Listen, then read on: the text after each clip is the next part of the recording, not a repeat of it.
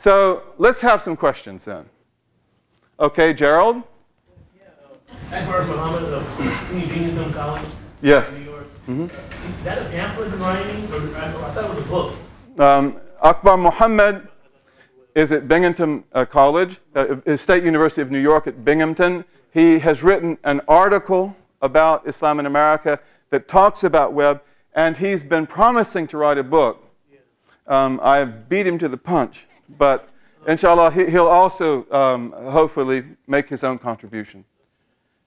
Okay, I'm going to take this young man, and I'll take you. Yes? I have two short questions. First of all, why is it that you don't think we learn about these things, in the public schooling of America? And second of all, what, if anything, you think we can do to possibly get into these books? Your question is, why don't we learn about these? Well, again, it's because nobody knows about them. And this is really important. A lot of Muslims have the habit of complaining and criticizing. And one of the things we complain about is the press. Is anybody stopping you from speaking in the press? Anybody stopping you from writing? If you were to write a beautiful article, which is a sound article, and take it and give it to a journalist at the Chicago Tribune and say, go ahead and print it, you can put your name on it, do you think they would reject it? I mean, one of the things that a journalist has to do is turn out copy every day. If you write the article for the journalist and just say, take it, they'll modify it a little bit, but he'll be very happy, or she'll be very happy with that. We have to get involved.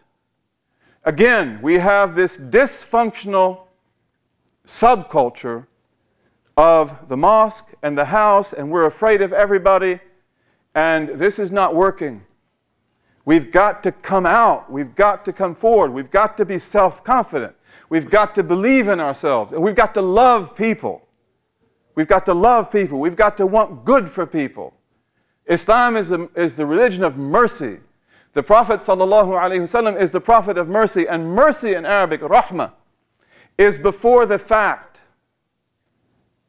You probably, and I probably think of mercy as after the fact, that you forgive somebody. That's a type of mercy.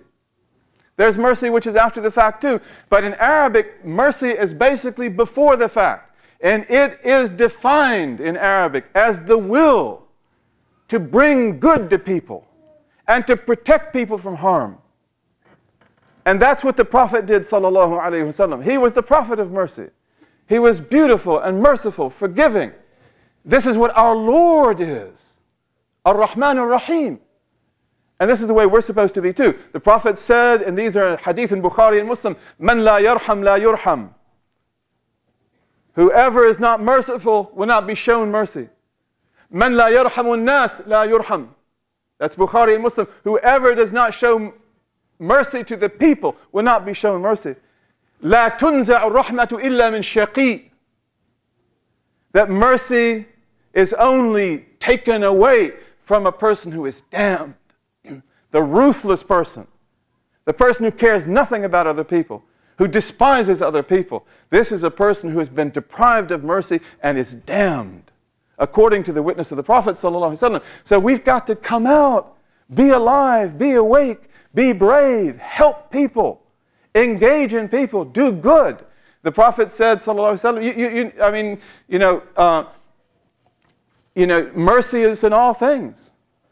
And, when the Prophet told the story in Bukhari and Muslim about the man who was walking on the hot day and he was about to die of thirst and he goes down in the well. There's also another version of the hadith about a prostitute, and he takes water out of the well. Middle Eastern wells are big, and you walk down. And he came out and he saw a dog. And the dog is panting from thirst, and the dog is eating the clay around the well. And so he says, this dog is suffering like I was. And he went back down in the well, and he filled his shoe with water, and he gave the dog water, and God gave him all of his sins, right? That's the hadith, Sahih, Bukhari and Muslim, a Sahih hadith. He showed mercy to a dog, and all of his sins were forgiven. Now what does that mean to you? And the woman who locked up the cat, and she goes to hell. This is our tradition. This is our religion. So, we have to be merciful people. And when the Prophet said that about the dog, they said, O Messenger of God, do we get rewards for, for animals? And he said, there is a reward in doing good to every living thing. So this is what we have to believe in. This is what we have to be about. And we've got to come out and we've got to get involved. Like Farhan Sayyid was saying, go meet your mayor. Go meet your village council. Register for vote and vote, for God's sake. And not just in the presidential election. And don't vote for Bush. That was the greatest mistake we ever made. That was the greatest mistake we ever made. But you see, again, this is the thing. This is the thing about culture, that African Americans like Dr. Jackson, and my wife is African American and others, they were all saying that, how can you people vote for Bush? How can you vote for Bush? And you know what was being said at that time. Oh, we're going to vote for Bush. We have to vote for Bush. I mean, what's one of the greatest mistakes we ever made? One of the biggest mistakes we ever made. But again, don't just vote in the presidential election. You've got to be involved. You've got to be on the board of education. These are the things that we have to do. And one of the things that's really great about ING is that they are now creating programs on the roots of Islam in America, on Islamic contributions to civilization, on the presentation that Farhan Sayyid presented. And these are being given in all the American high schools. This is what we've got to do. And we can do it. This is what we've got to do.